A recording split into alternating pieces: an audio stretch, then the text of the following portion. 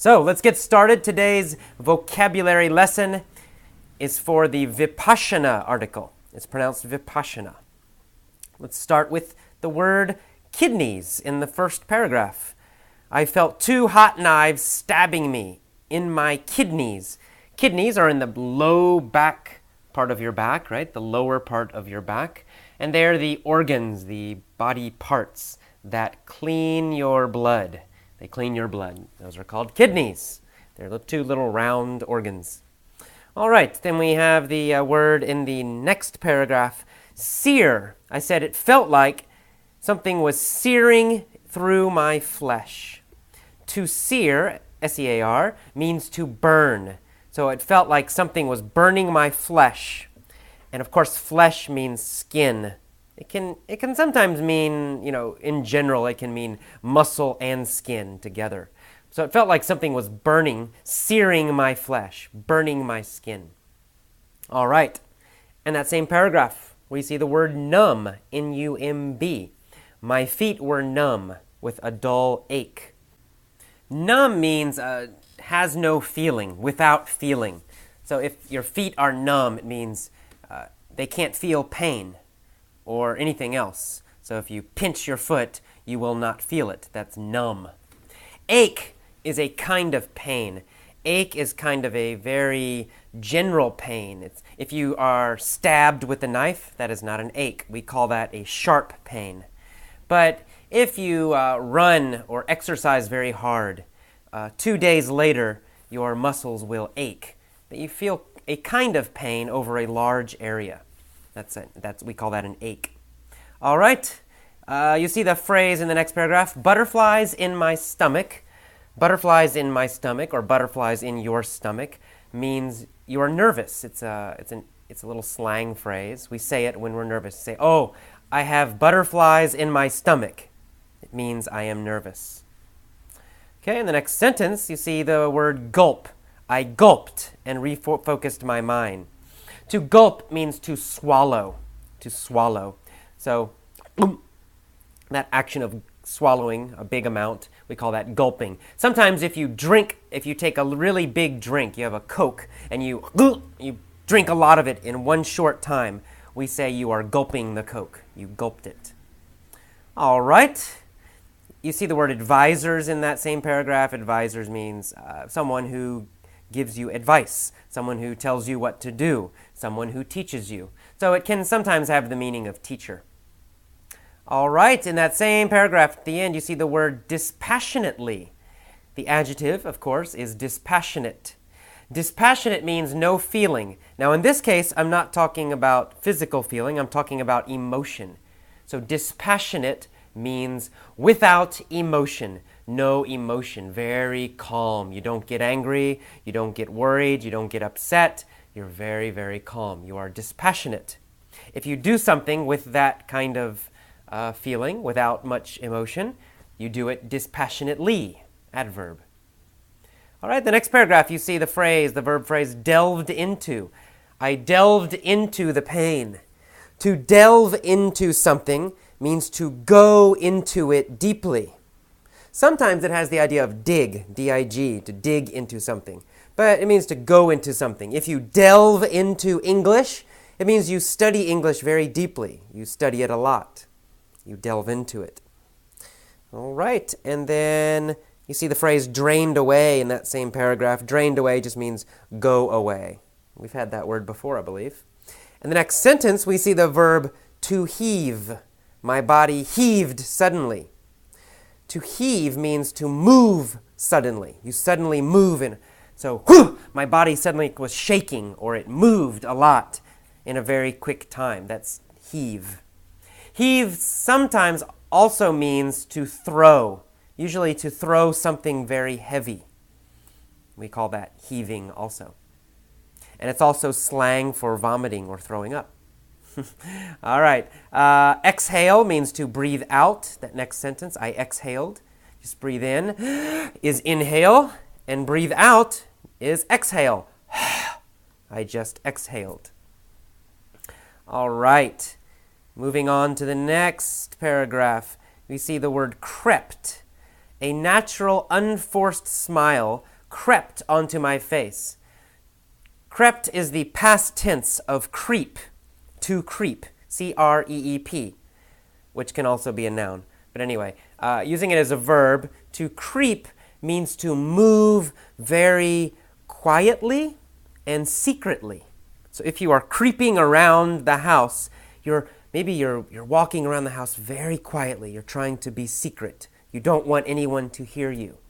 So if a smile creeps onto your face, it means the smile comes onto your face very slowly and almost like a secret, like you don't want to smile, but you do smile. That's creep. Or in the past tense is crept. All right, we see the phrase broke through, which is the past tense of breakthrough, the next paragraph. I broke through on the 8th day. To have a breakthrough, to break through, means to make a big improvement. Suddenly, you make a big improvement. You want to have, or you want to make a breakthrough in your English. You can also use it as a verb phrase. I want to break through with my English. All right. Meditation in that same sentence. Meditation is the practice of focusing your mind. And you sit down and you focus your mind. There's different ways to do it. Sometimes you focus your mind on your breathing. You pay attention to your breathing. Or sometimes you concentrate on a sound. Sometimes you concentrate on your body. Different ways to do it, but they're all designed to help your brain and your mind get focused and more calm, more clear. All right, we see the word variance in that same paragraph. Vipassana has many variants. Meditation has many variants. A variant is a variation or a kind. There are many kinds of Vipassana. There are many variants of Vipassana. There are many variants of meditation. There are many kinds of meditation. All right, in the next paragraph, on the next page of the text guide, you see the word transformations. Singular, transformation. A transformation is a very big change. It often has the idea of being a deep change, a long-term change, something that's going to stay with you a long time. So when Goenka learned Vipassana meditation, his life changed very deeply, and it changed for a long time, very seriously. All right, we see the word participants. A participant is someone who participates. And to participate, the verb, means to join, to do with others. So a participant is a member of a group, someone who joins a group and works with a group doing something. In this case, doing meditation. All right, let's see. In the next paragraph, we see the phrase unique aspect. Another unique aspect of the course is that it's free. Unique aspect means a special feature or a special part. Unique means special, it's an adjective. And aspect means part or feature. That's a noun. All right, we see the word voluntary at the end of that same paragraph, and also the word coercion. You can give a donation when you finish the course, but it's voluntary and there's no coercion. Voluntary, an adjective, means by choice. You choose to do it. No one will make you do it. You have to decide. You have to choose yourself. That's voluntary.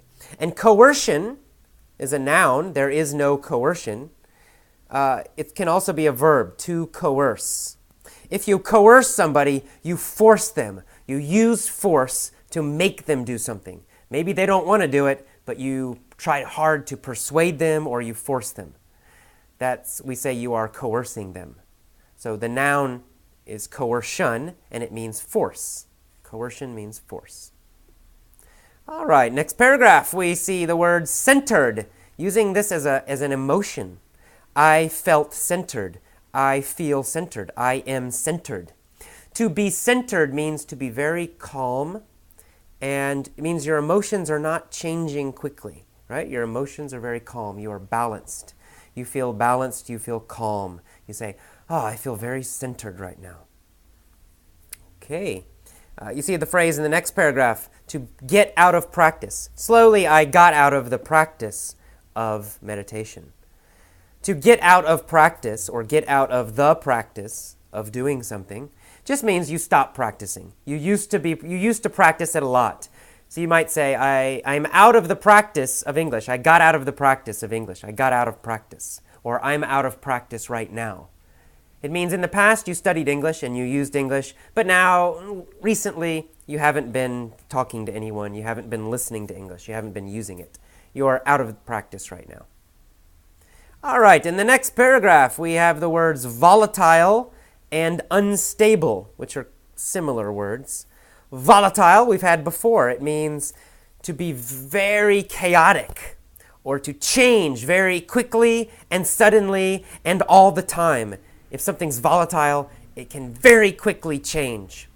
And especially it has the idea it could very quickly explode. Gasoline, right? Petrol in British English. Petrol or gasoline is volatile. It's very easy to change. It means if you have a match, a lighter, or a fire, it will explode, boom, very easily. So gasoline is volatile. And unstable means, stable, let's get the positive first. Stable means something that doesn't change easily. If something is stable, it's kind of calm and it's not going to fall down, it's not going to change easily. So unstable is the negative, so it means not stable. So it means it can change quite easily. It can fall down quite easily. Okay, that is all for today's vocabulary lesson. See you next time.